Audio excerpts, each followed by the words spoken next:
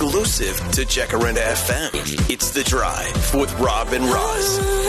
Jacaranda FM. It's The Drive with Rob and Roz. There's a story that's been at the forefront of the news for the past year, probably even longer. It's been keeping us enthralled on social media, and that is the story of Thabo Bester.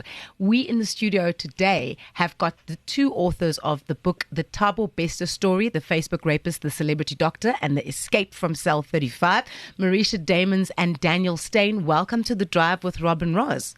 Thank you so much for having us. Listen, my first question is, how do you write a book together? Because normally writing a book, and especially something like this where it's like extensive research, it's quite a solitary process. And you want to do your own thing, and then Daniel wants to go left when you got to go right. And so how do you collaborate on something like this? I think firstly, one of the benefits was that I didn't know Daniel on a personal basis prior to this, because he had started at Ground Up, I think, in November last year. So I was getting to know him as a person while getting to know him as a journalist. And thankfully, I think our different styles of journalism somehow managed to work very well together. So when approaching the book, Daniel is a spreadsheets type of person. So we divided up what we wanted to focus on. So we had more or less of an idea of the chapters we wanted to include and who would be best to research chapters this to that, and who would be best to research the remaining chapters. So that's sort of how we broke up some of the workload. I wanted to know, you're both journalists, you've both been covering not just the recent version of the story, but like, when did this dude first come across your, desk? Where did you first find some attention on this person? So in October last year, my editor Nathan Geffen came to me when I arrived at the office, and he told me that he had this story, a prison story that he wanted to share with me, but the details were absolutely bizarre and it was confidential. So we had to meet in a separate office. And when we got in there, he was like, close the door. And I sat down and he asked me, do you remember the Facebook rapist? His name was Thabo Bester, and I had no idea who this man was. And Nathan just gave me a bit of a rundown of some of his previous crimes, and that he was spending the remaining parts of his sentence at the Mangaung Correctional Centre. And Nathan said that he had received a tipple from Justice Edwin Cameron indicating that the investigations into Bester's death had been taking very long, and that we should probably start doing some digging into that. But even in that initial conversation, I was told that there were rumors that Bester might have escaped from prison, but those were just unfounded, something that we had to keep in the very far back of our minds. But the focus was, why is this investigation taking so long? So Daniel, for you as a journalist, this story must have been just so meaty, because every time you think, okay, cool, we've got the facts, we've laid out the spreadsheet as we need to, nothing else can really top what we've already seen, and then it does. Yeah, so I joined Marisha on the story in February this year, and by that time we realized that the government wasn't going to come out and admit that Thabo Bester escaped, despite Marisha's first articles. The hope was that that would put pressure on them to admit that Thabo Bester had escaped, but they didn't. So we realized it's going to be our role to expose the story.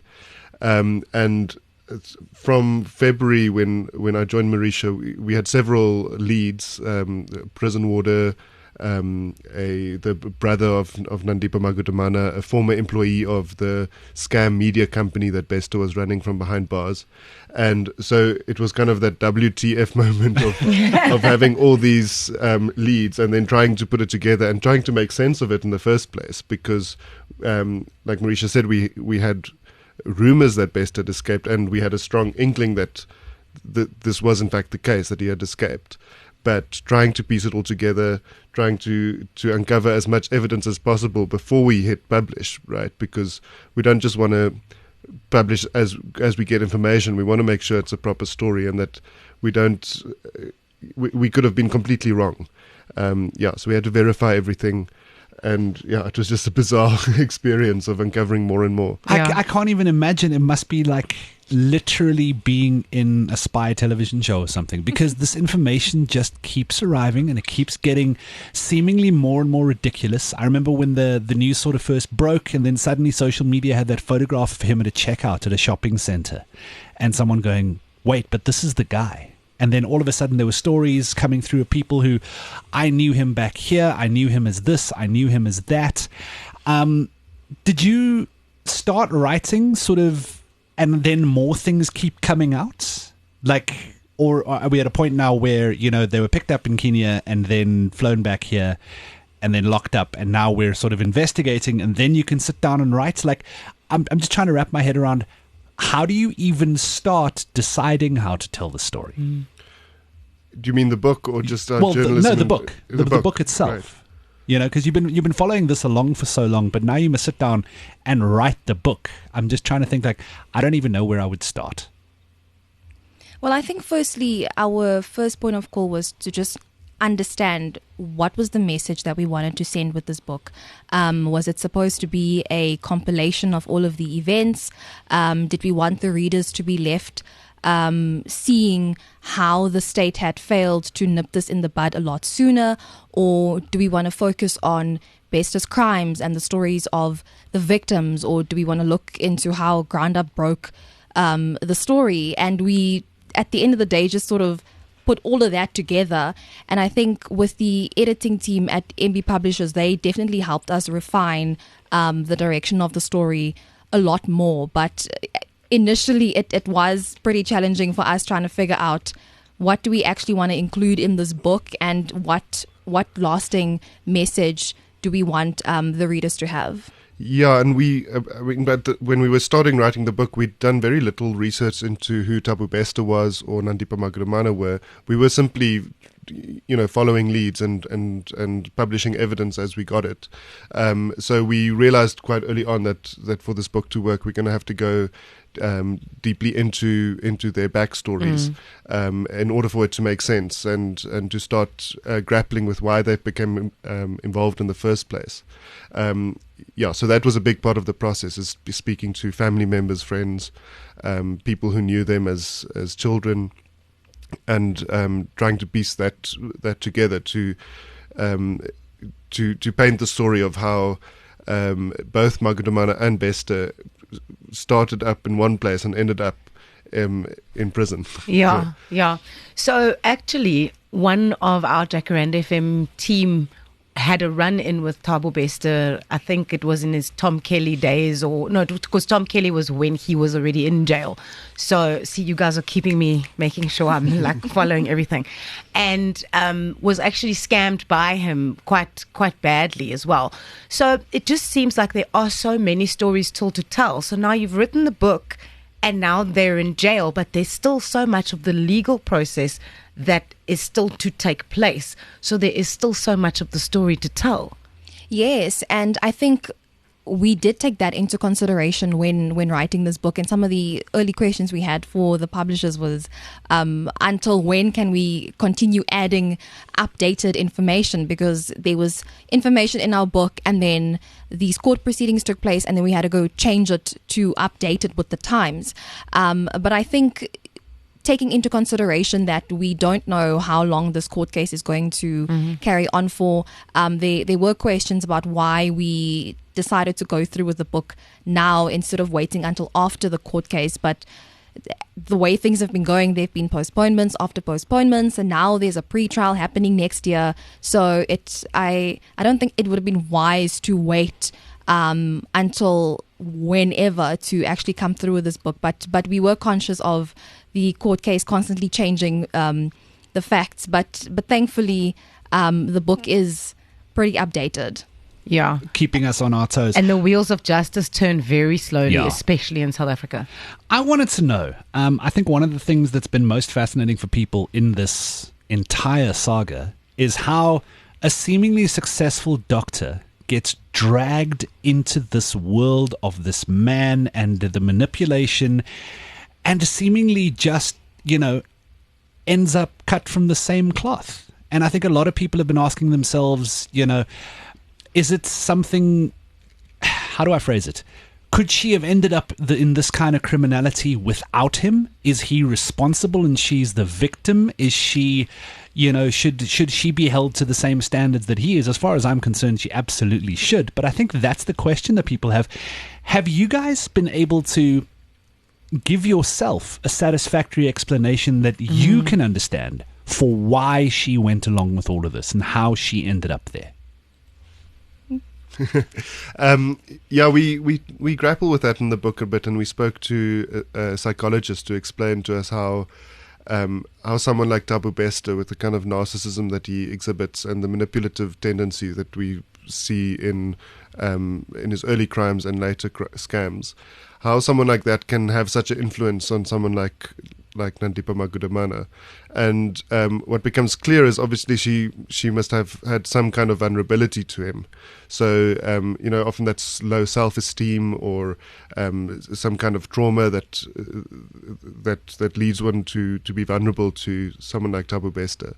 And normally a hook. So if you think of a cult leader, for example, they have a lot of charisma and then a hook or a promise. And I think in this case, the hook or the promise was money and greed. And that was, you see that with many of his scam victims, is he promised, and not all, but many of his scam victims, he promises business opportunities, opulence and wealth. He promises to be someone else than he really is. And that's how he hooks you in. So my theory, and we will never know for sure exactly how they became involved, but my theory is that Bester approached Magudumana just like he did many other women from inside prison, pretending to be someone else, pitching business ideas, getting her invested financially and emotionally in a relationship with him. And then even when she found out who he really was, she was already too deep. And you see that, you see the Bonnie and Clyde syndrome. It's an age-old dynamic that people cannot understand because it doesn't seem rational to us. And you see it with Charles Manson getting women to do outrageous things. But it's still baffling. But that's the closest explanation that I've been able to come to. So in September this year, both of you were the recipients of the Sanef Nat Nakasa Award for Investigative Journalism. Did that win kind of solidify all of the hours and the graft and the having to follow up on things and checking facts and all of that? Did it kind of make all of that worth it? Well, when we started looking into this, we never had the intention of it blowing up in the way that it did and us being awarded in any sort of way. So although we are very grateful and humbled by the fact that we are being recognized for our work, that isn't exactly the reason why we do what we do. And seeing that this was an award for media integrity, it was sort of like an added thank you for your service in a way for the work that we had done. I think also seeing that before the stories got published, it went through a very rigorous fact-checking process, and us making sure that we still maintain the integrity of the story without leaning too much towards the salacious nature of it. So we were very grateful for that Nat Nakasa Award. The reason that I asked that is exactly what you basically just answered, is that you've got the story. Ground Up is not a massive media house. It's not, like the SABC or whatever, and you're literally working from the ground up. And now you've got the story that is almost so unbelievable that people go, no, man, it's not. He is dead. He did die in his cell. And you actually can go, no, he didn't. And here is this is the evidence. Here's the facts.